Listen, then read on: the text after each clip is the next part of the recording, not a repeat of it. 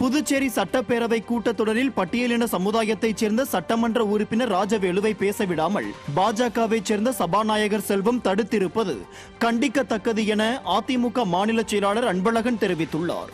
புதுச்சேரி அதிமுக தலைமை அலுவலகத்தில் செய்தியாளர்களை சந்தித்த அவர் இதனை தெரிவித்தார். தன்னுடைய தொகுதி சம்பந்தமான ஒரு சில பிரச்சனைகளை எடுத்து கூறிய போது அதை மாண்புமிகு சட்டப்பேரவை தலைவர் அவர்கள் தடுத்து நிறுத்தியதோடு, நீங்கள் பேச இங்கே அனுமதிக்க முடியாது, அது மரபில்லை என முகத்தில் அடித்தார் போன்று ஒரு அட்டவணை இனத்தைச் சேர்ந்த ஒரு மதிப்புமிக்க நீண்ட நெடுலான ஒரு மூத்த சட்டமன்ற உறுப்பினரை அமர வைத்தது என்பது பிஜேபி, என்ஆர் காங்கிரஸ் ஆகிய இரு கட்சிகளிடையே தற்போது நடைபெற்று வரும் மோதல் போக்கை வெட்ட வெளிச்சத்துக்கு கொண்டு வந்தது. சேலம் மாவட்டம் எடப்பாடியில் காவல்துறையினர் கடுமையாக தாக்கியதால் கட்டிட தொழிலாளி தற்கொலைக்கு முயன்ற சம்பவம் பரபரப்பை ஏற்படுத்தியுள்ளது. வெடிக்காரன்பாளையம் பகுதியைச் சேர்ந்த அருள் என்பவர் இருசக்கர வாகனத்தில் சென்றபோது நிலை தடுமாறி செவிலியராக பணிபுரியும் ஜெயக்குமார் என்பவரின் வாகனத்தில் மோதியுள்ளார்.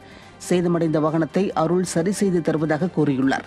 ஆனால் வாகனத்தின் பழுதை சரி செய்ய தாமதமானதால் ஜெயக்குமாரி காவல் நிலையத்தில் புகார் அளித்துள்ளார். இதனைத் தொடர்ந்து காவல்துறையினர் அருளை மிரட்டியதோடு கடுமையாக தாக்கியுள்ளனர். இதனால் மனமுடைந்த அருள் விஷமருந்தி தற்கொலைக்கு முயன்ற சம்பவம் அப்பகுதியில் பெரும் பரபரப்பை ஏற்படுத்தியுள்ளது. உத்தரப்பிரதேச மாநிலம் அயோத்தியில் ராமர் கோவிலுக்கு செல்லும் பாதையில் உள்ள 50 லட்சம் ரூபாய் மதிப்பிலான மின் விளக்குகள் திருடப்பட்ட சம்பவம் பக்தர்களை அதிர்ச்சியில் ஆழ்த்தியுள்ளது. உத்தரப்பிரதேச மாநிலம் அயோத்தியில் பிரம்மாண்டமாக கட்டப்பட்டுள்ள பாலராமர் கோவிலுக்கு செல்லும் வழியில் ஏராளமான மின் விளக்குகள் மிகவும் அழகாக பொருத்தப்பட்டிருந்தன. இந்த நிலையில் அங்கு பொருத்தப்பட்டிருந்த சுமார் 50 லட்சம் ரூபாய் மதிப்பிலான மின் விளக்குகள் திருடப்பட்டுள்ளது. இது தொடர்பாக அப்பகுதி காவல் நிலையத்தில் அளிக்கப்பட்டுள்ள புகாரில் ராமர் பாதையில் 6400 மூங்கில் விளக்குகளும், பக்தி பாதையில் 96 ப்ரொஜெக்டர் விளக்குகளும் பொருத்தப்பட்டிருந்த நிலையில் மே 9ஆம் தேதி நடத்திய சோதனையின் போது 3800 மூங்கில் விளக்குகளையும் 36 ப்ரொஜெக்டர் விளக்குகளையும் மர்ம நபர்கள் திருடிச் சென்றுள்ளதாக தெரிவிக்கப்பட்டுள்ளது. உத்தரப்பிரதேசத்தில் ஆட்சி செய்யும் பாஜக அரசு ராமர் கோவில் மின் விளக்குகளை கூட பாதுகாக்க தவறிவிட்டதாக ராம பக்தர்கள் குற்றம் சாட்டியுள்ளனர். தேர்தலுக்காக அருந்ததியர் உள் இடஒதுக்கீடு சட்டத்திற்கு திருமாவளவன் ஆதரவு அளித்தார் என்றும், ஆனால் தேர்தல் பதவிக்காக தலித் மக்களிடையே செயல்பட்டால் தலையும் போய்விடும், தலைப்பாகையும் போய்விடும் என்றும் புதிய தமிழகம் கட்சித் தலைவர் டாக்டர் கிருஷ்ணசாமி தெரிவித்துள்ளார். மதுரையில் செய்தியாளர்களை சந்தித்த அவர் இதனை தெரிவித்தார். முதல்ல ஒரு நல்ல சட்டமன்ற உறுப்பினர்களாகவும் நாடாளுமன்ற உறுப்பினர்களாகவும் செயல்பட்டு மக்கள் மத்தியில் நிரூபிக்கணும். வரலாற்றில் 2008ஆம் ஆண்டு இந்த பட்டியலின வகுப்பில் உள்ளிடஒதுக்கீடு பிரச்சனை வர்றபோது திருமாவளவனும் ரவிக்குமார் 2 பேர் இருந்தாங்க. அன்று அவர்கள் முறையாக இதனால் என்னென்ன பாதிப்பு வரும் அப்படிங்கிறது அவங்களும் நான் எதிர்ப்பு தெரிவித்து சேர்த்திருந்தாங்கன்னா அந்த உள்ளிடஒதுக்கீடு பிரச்சனையே வந்திருக்காது.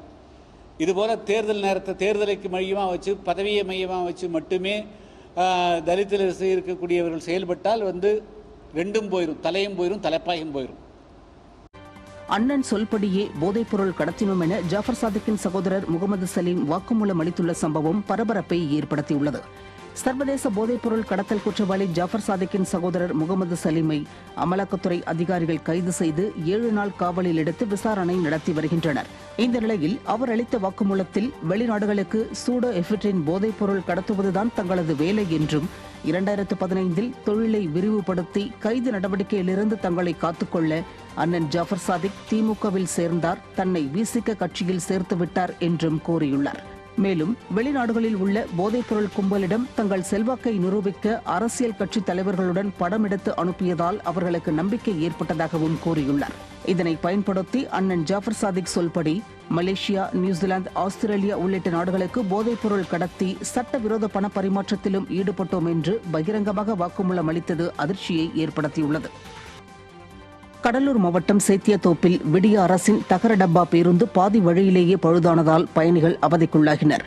வடலூரிலிருந்து பாளையங்கோட்டை நோக்கி சென்ற 17A என்ற பதிவெண் கொண்ட அரசு பேருந்து சேத்தியாத்தோப்பு ராஜீவ்காந்தி சிலை பேருந்து நிறுத்த பகுதியில் திடீரென பழுதாகி நின்றது. பேருந்தில் பயணித்த 30க்கும் மேற்பட்ட பயணிகள் கீழே இறக்கிவிடப்பட்டதால் அவர்கள் கடும் அவதியடைந்தனர்.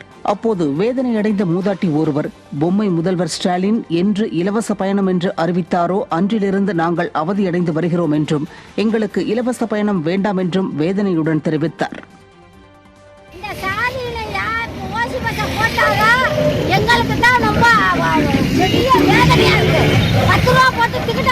சொல்லு பொம்பளைக்கு. ஆம்பளை